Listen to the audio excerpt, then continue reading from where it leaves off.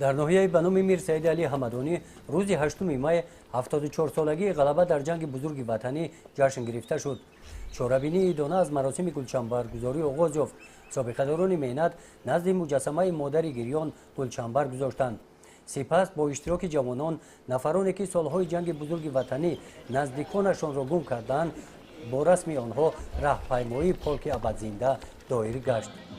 بخشیده به 74مین سالگرد غلبه در جنگ بزرگ وطنی سالهای 1941 1945 جمع‌آمد ایدانه نزد لوحه یادگاری از شهیدان جنگ بزرگ وطنی در باغ فرهنگی و استراحتی ناحیه دایر گردید.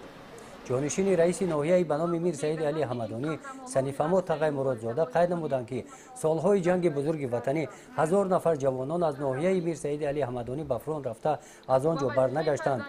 برای محافظت وطن جان خود را فدا نمودند.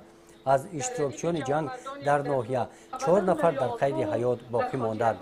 رئیس سابقه‌داران جنگ و مهنت ناحیه ذکر نمودند که خاطره شهیدان جنگ بزرگ وطنی هرگز از یادها فراموش نخواهد گشت.